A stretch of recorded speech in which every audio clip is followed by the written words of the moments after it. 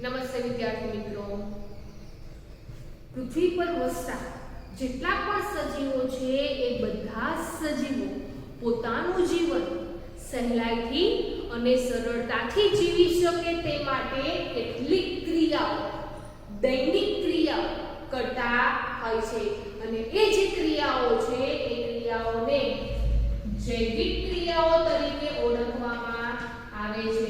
તો પૃથ્વી પર વસતા જે પણ સજીવો છે એ સજીવો પોતાનું જીવન સરળતાથી જીવવા માટે કેટલીક જૈવિક ક્રિયાઓ કરે છે, જે તમે અગાઉના ધોરણમાં સમજીને આવ્યા છો।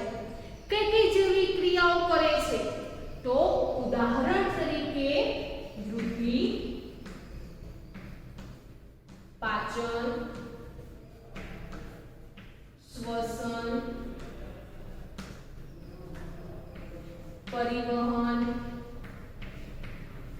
ઉત્સર્જન જેવી જે ક્રિયાઓ છે એ ક્રિયાઓ જે તે સજીવો છે એ સજીવો પોતાના જીવન દરમિયાન કરતા હોય છે।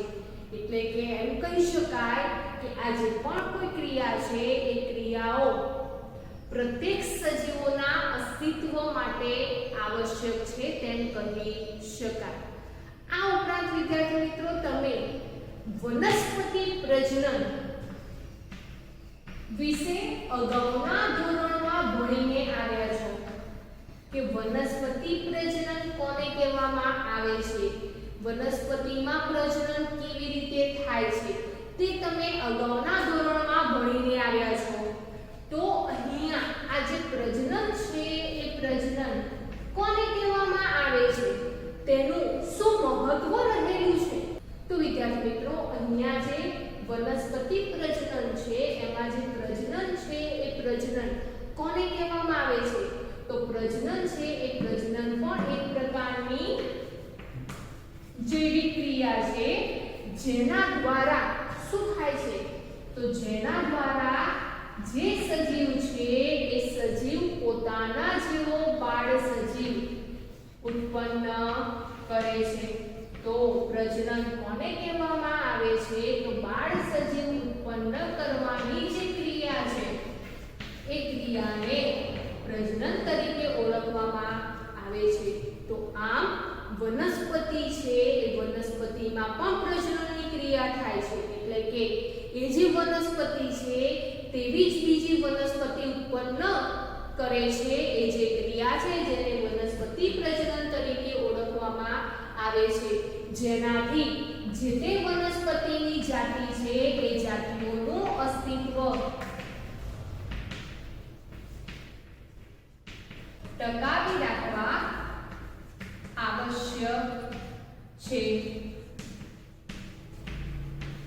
તો પૃથ્વી પર જે તે સજીવો છે એ સજીવોની જુદી જુદી જાતિઓ જોવા મળે છે, એ જાતિઓનું અસ્તિત્વ પૃથ્વી પર ટકાવી રાખવા માટે કઈ ક્રિયા જરૂરી છે? તો પ્રજનનની ક્રિયા જરૂરી છે। આ પ્રજનનની ક્રિયા પૃથ્વી પર વસતા જે તે સજીવો છે એ સજીવોનું જીવન સરળતાથી જીવી શકે તે માટે જરૂરી નથી। પ્રજનન ન કરે તો પણ પૃથ્વી પર વસતા જેટલા પણ સજીવો છે એ સજીવો પોતાનું જીવન આ જૈવિક ક્રિયાઓ દ્વારા સરળતાથી જીવી શકે છે, પરંતુ પ્રજનન એવી ક્રિયા છે જેનાથી એ જે પણ સજીવોની જાતિ છે એ જાતિનું અસ્તિત્વ પૃથ્વી પર જોવા મળે છે, એટલે કે જે તે સજીવો પોતાની જાતિનું અસ્તિત્વ પૃથ્વી પર ટકાવી રાખવા માટે પ્રજનનની ક્રિયા કરે છે। તો પ્રાણીઓમાં પ્રજનનની ક્રિયા થાય છે? તો હા વિદ્યાર્થી મિત્રો, જેમ વનસ્પતિ જુદી જુદી જાતિઓનું અસ્તિત્વ ટકાવી રાખવા માટે પ્રજનનની ક્રિયા કરે છે, તેવી જ રીતે પ્રાણીઓમાં પણ પ્રજનનની ક્રિયા થાય છે, એટલે કે જે પ્રાણીઓ છે એ પ્રાણીઓ પણ પોતાની જે જાતિ છે એ જાતિનું સાતત્ય, એ જાતિનું અસ્તિત્વ પૃથ્વી પર ટકાવી રાખવા માટે પણ પ્રજનનની ક્રિયા કરે છે। તો આજે આપણે ધોરણ 8માં ચેપ્ટર 9 પ્રાણીઓમાં પ્રજનન વિશે સમજીશું. તો ધોરણ 8 માં ચેપ્ટર 9 કયું છે? તો ધોરણ 8 માં ચેપ્ટર 9 છે પ્રાણીઓમાં પ્રજનન. તો આ જે પ્રજનન છે એ પ્રજનનની ક્રિયા સજીવોમાં ન થાય, એટલે કે પૃથ્વી પર વસતા જે સજીવો છે એ સજીવો પ્રજનનની ક્રિયા ન કરે તો શું થાય? તો વિદ્યાર્થી મિત્રો, આપણને ખબર છે કે પૃથ્વી પર વસતા જે સજીવો છે એ સજીવો અમર નથી, એટલે કે તે જન્મે છે અને ચોક્કસ મર્યાદિત સમય સુધી જીવંત રહે છે અને ત્યારબાદ તેઓ મૃત્યુ પામે છે.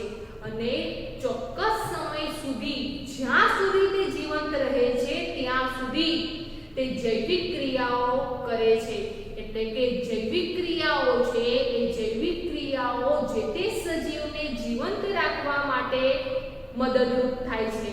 પરંતુ આ જે પણ સજીવ છે એ સજીવો જો પ્રજનનની ક્રિયા ન કરે તો જે તે સજીવો મૃત્યુ પામે છે અને ત્યારબાદ એ જે પણ સજીવ છે એ સજીવની જે જાતિ છે એ જાતિ પૃથ્વી પર જોવા મળતી નથી, તેનાથી આપણે પરિચિત થઈએ નહીં. પરંતુ વિદ્યાર્થી મિત્રો, અત્યારે પૃથ્વી પર સજીવોમાં જુદી જુદી જાતિની લાખોની સંખ્યામાં આપણે જે તે સજીવોને જોઈએ છીએ. ઉદાહરણ તરીકે વનસ્પતિમાં આપણે લીમડાની વાત કરીએ, એટલે કે લીમડાના વૃક્ષની વાત કરીએ, તો લીમડાનું વૃક્ષ જો પૃથ્વી પર એક જ હોય અને જો તે પ્રજનનની ક્રિયા ન કરે તો હવે વનસ્પતિ છે એ પણ સજીવ છે. અમુક જીવન પ્રક્રિયાઓ એટલે કે જૈવિક પ્રક્રિયાઓ દ્વારા મર્યાદિત સમય સુધી જીવિત રહે છે અને ત્યારબાદ તે મૃત્યુ પામે છે. હવે જ્યારે આજે લીમડાનું વૃક્ષ છે એ લીમડાનું વૃક્ષ પ્રજનનની ક્રિયા ન કરે તો એ મૃત્યુ પામે છે, એટલે કે સુકાઈ જાય છે અને સુકાઈ ગયા બાદ બીજ પૃથ્વી પર એ લીમડાની જે જાતિ છે એ લીમડાની જાતિના વૃક્ષ જોવા મળે નહીં.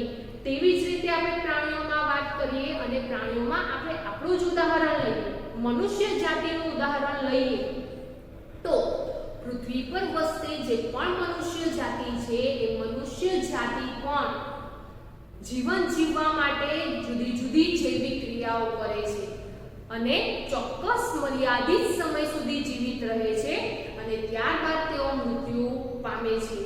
જો આ જે પણ સજીવ મનુષ્ય છે એ મનુષ્ય પૃથ્વી પર પ્રજનનની ક્રિયા ન કરે તો એ જે સજીવ છે એ જે એટલે કે એ જે મનુષ્ય છે એ મનુષ્ય મૃત્યુ પામે છે અને મૃત્યુ થયા બાદ જે તે મનુષ્યની જાતિ છે એ મનુષ્યની જાતિ પૃથ્વી પર જોવા મળે નહીં.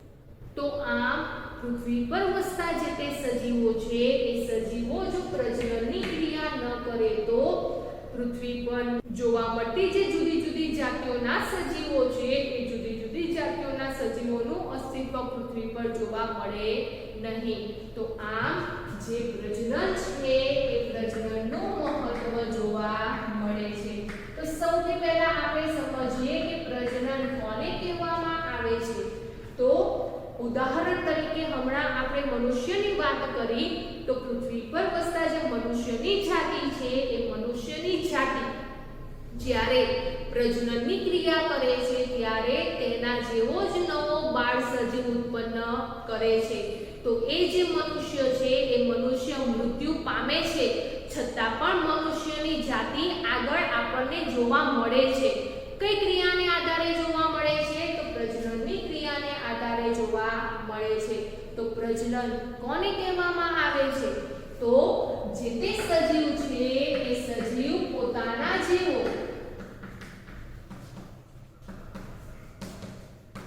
બાળ સજીવ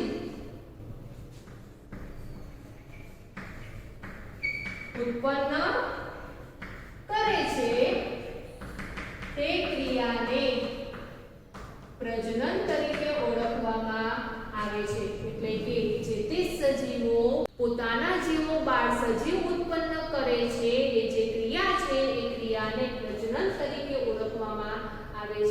તો મનુષ્ય દ્વારા પ્રજનનની ક્રિયા થાય છે અને નવું બાળ મનુષ્ય ઉત્પન્ન થતું જોવા મળે છે, એટલે કે નવું બાળક જન્મે છે, જેને કારણે જે તે મનુષ્યની જાતિ છે એ મનુષ્યની જાતિનું અસ્તિત્વ પૃથ્વી પર જોવા મળે છે।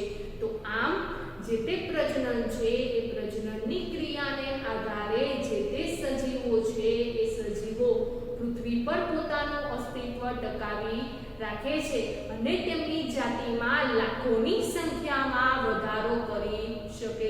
અથવા આ જે પણ પ્રજનન છે એ પ્રજનનની ક્રિયા કોને કહેવામાં આવે છે? તો જે તે સજીવ છે એ સજીવ પોતાના જેવા બાળ સજીવ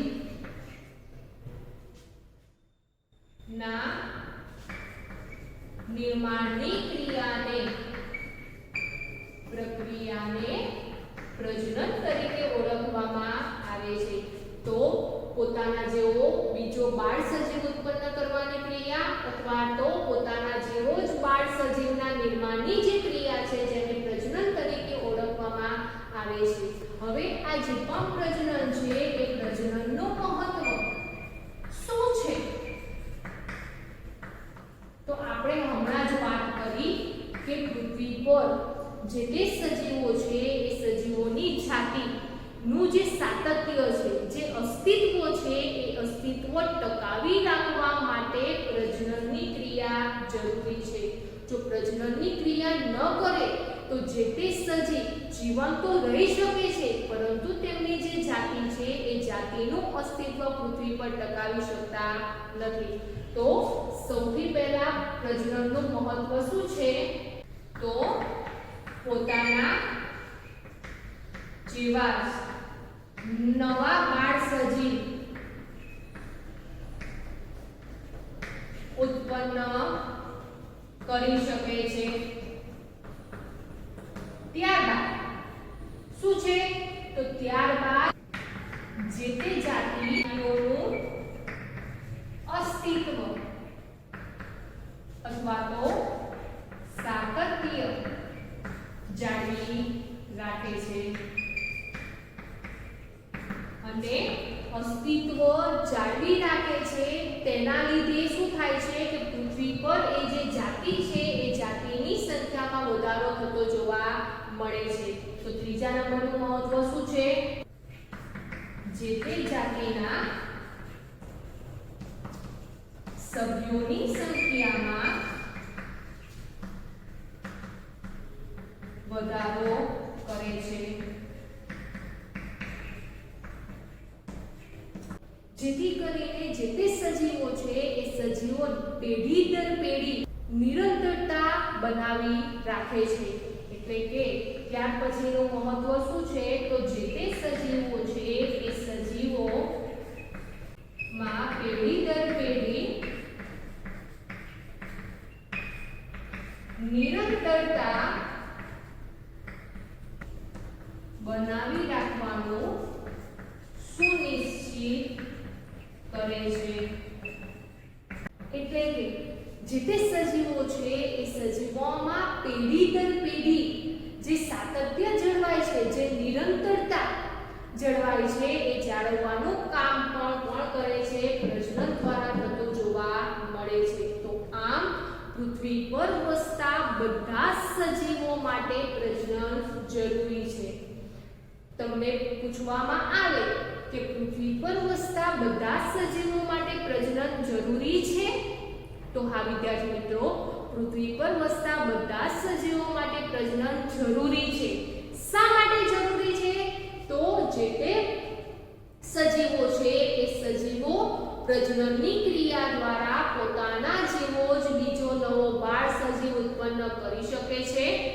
ત્યારબાદ પોતાની જે જાતિ છે એ પોતાની જાતિનું અસ્તિત્વ પૃથ્વી પર ટકાવી રાખે છે અને પ્રજનનની ક્રિયા દ્વારા એ જે પણ જાતિ છે એ જાતિના સભ્યોની સંખ્યામાં વધારો કરી શકે છે અને ત્યારબાદ સજીવોમાં પેઢી દર પેઢી નિરંતરતા બનાવી રાખે છે, જેથી કરીને પ્રજનન બધા જ સજીવો માટે જરૂરી છે। તો વિદ્યાર્થી મિત્રો, અગાઉના ધોરણમાં તમે વનસ્પતિ પ્રજનન વિશે સમજીને આવ્યા છો અને અહીંયા ધોરણ 8 માં આપણે ચેપ્ટર 9 માં પ્રાણીઓમાં પ્રજનન વિશે સમજવાનું છે।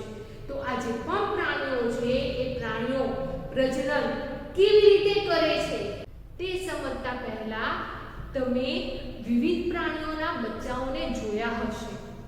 તેમના નામ તમે લખી શકો છો?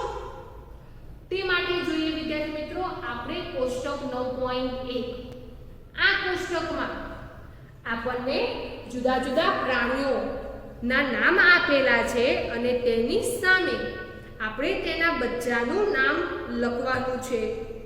તો વિદ્યાર્થી મિત્રો, અહીંયા આપણે કોષ્ટકમાં જોયું કે જે પ્રાણીઓ છે એ પ્રાણીઓના જે બચ્ચાઓ છે એમને જુદા જુદા નામ દ્વારા ઓળખવામાં આવે છે।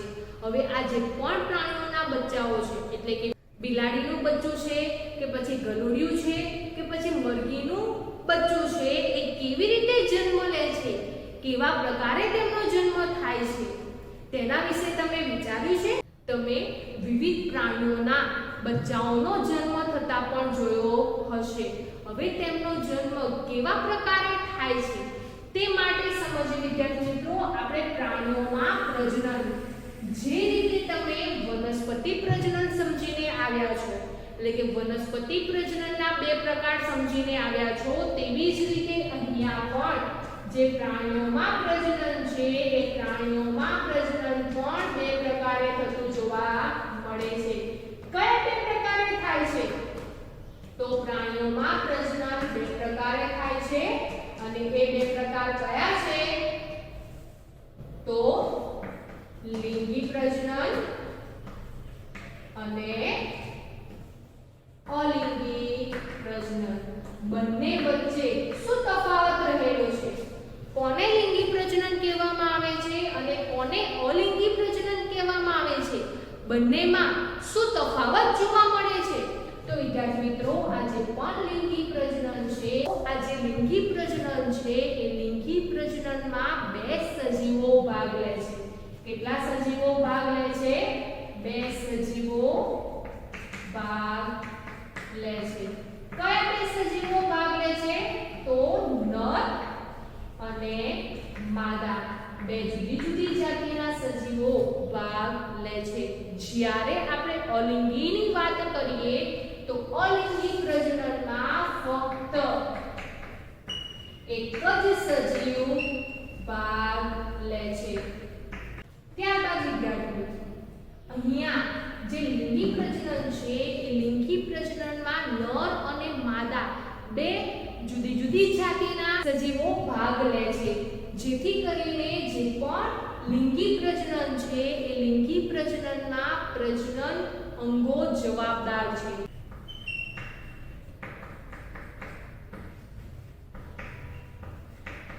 જ્યારે અલિંગી પ્રજનન છે એ અલિંગી પ્રજનનમાં પ્રજનન અંગો જવાબદાર હોતા નથી। એટલે કે જે પણ અલિંગી પ્રજનન કરતા સજીવો છે એમાં પ્રજનન અંગો હોતા નથી, જ્યારે લિંગી પ્રજનન કરતા જે સજીવો છે એ સજીવોમાં પ્રજનન અંગો જોવા મળે છે। અને કયા કયા હોય છે? તો નરમાં નર પ્રજનન અંગ જોવા મળે છે અને માદા છે એ માદામાં માદા પ્રજનન અંગો જોવા મળે છે। જે પ્રજનન અંગો છે એ પ્રજનન અંગો દ્વારા નર પ્રજનન કોષ અને માદા પ્રજનન કોષ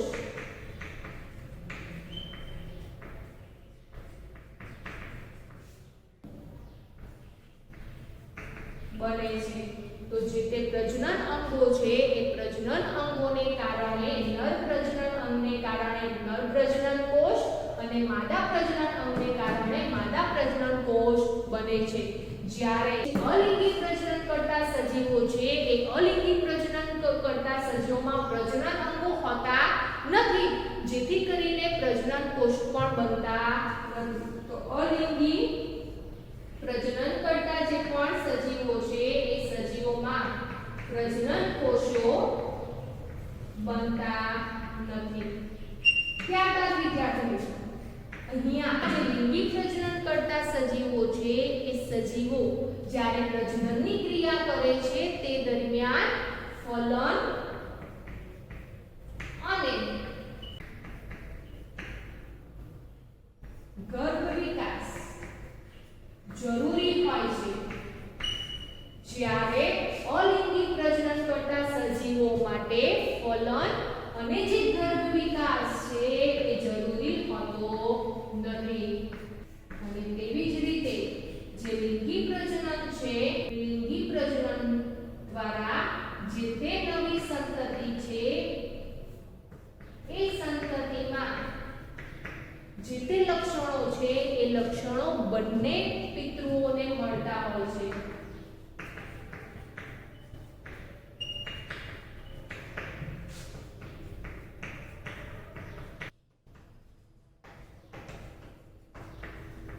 અથવા તો કેટલાક લક્ષણો ભિન્ન જોવા પણ મળે છે. એટલે કે આ જે પણ લિંગી પ્રજનન છે એ લિંગી પ્રજનન કરતા જેટલા પણ સજીવો છે એ સજીવો જે નવો બાળ સજીવ ઉત્પન્ન કરે છે એ નવો બાળ સજીવમાં તે બંને જે પિતૃઓ છે નર અને માદા બંને પિતૃઓના લક્ષણો આનુવંશિક થતા જોવા મળે છે, અથવા તો અમુક લક્ષણો તેમનાથી ભિન્ન પણ જોવા એટલે કે જુદા પણ જોવા મળે છે. જ્યારે અલિંગી પ્રજનનમાં જે તે સજીવો અલિંગી પ્રજનનની ક્રિયા કરે છે ત્યારે જે પણ સંતતિ ઉત્પન્ન થાય છે એ સંતતિ કેવી જોવા મળે છે? તો પિતૃ જેવી જ જોવા મળે છે. તો આ જે લિંગી પ્રજનન અને અલિંગી પ્રજનન છે તેમાં પણ તફાવત જોવા મળે છે. લિંગી પ્રજનન છે એ લિંગી પ્રજનન કરતા સજીવો બે સજીવો ભાગ લે છે, નર અને માદા, જ્યારે અલિંગી પ્રજનનમાં એક જ સજીવ ભાગ લે છે. લિંગી પ્રજનન કરતા જે પણ સજીવો છે એ સજીવોમાં પ્રજનન અંગો જોવા મળે છે, એટલે કે પ્રજનન કરવા માટે પ્રજનન અંગો જવાબદાર હોય છે, જ્યારે અલિંગી પ્રજનનમાં પ્રજનન અંગો હોતા નથી. એટલે કે અલિંગી પ્રજનન કરતા જે પણ સજીવો છે એ સજીવોમાં પ્રજનન અંગો જવાબદાર હોતા નથી. અહીંયા લિંગી પ્રજનનમાં પ્રજનન અંગો જવાબદાર હોવાને કારણે પ્રજનન કોષો ઉત્પન્ન કરે છે. એટલે કે લિંગી પ્રજનન કરતા જે તે સજીવો છે એ સજીવોમાં જોવા મળતા જે પ્રજનન અંગો છે એ પ્રજનન અંગો નર પ્રજનન અંગ નર પ્રજનન કોષ અને માદા પ્રજનન અંગ માદા પ્રજનન કોષ ઉત્પન્ન કરે છે, જ્યારે અલિંગી પ્રજનનમાં પ્રજનન અંગો જવાબદાર હોતા નથી, જેથી કરીને પ્રજનન કોષો બનાવતા નથી. ત્યારબાદ વિદ્યાર્થી મિત્રો લિંગી પ્રજનનમાં નર પ્રજનન કોષ અને માદા પ્રજનન કોષ બંને ભેગા મળીને ફલનની પ્રક્રિયા કરે છે અને ત્યારબાદ ગર્ભ વિકાસ થતો જોવા મળે છે. તો લિંગી પ્રજનનમાં ફલન અને ગર્ભ વિકાસ જરૂરી હોય છે, જ્યારે અલિંગી પ્રજનનમાં ફલન કે ગર્ભ વિકાસ જેવી કોઈ ક્રિયા થતી નથી, એટલે કે ફલન અને ગર્ભ વિકાસ જરૂરી નથી. આ ઉપરાંત જે તે ઉત્પન્ન થતી સંતતિ છે, એટલે કે જે તે ઉત્પન્ન થતો નવો બાળ સજીવ છે એ બાળ સજીવમાં જો લિંગી પ્રજનન દ્વારા બાળ સજીવ ઉત્પન્ન થાય છે એ સજીવમાં જે લક્ષણો છે એ લક્ષણો પોતાના જે બંને પિતૃઓ છે નર અને માદા તે પિતૃઓ જેવા લક્ષણો જોવા મળે છે. એટલે કે બંને પિતૃઓના લક્ષણો આનુવંશિક હોય છે, અથવા તો કેટલીકવાર તેમના લક્ષણો જુદા પણ જોવા મળે છે.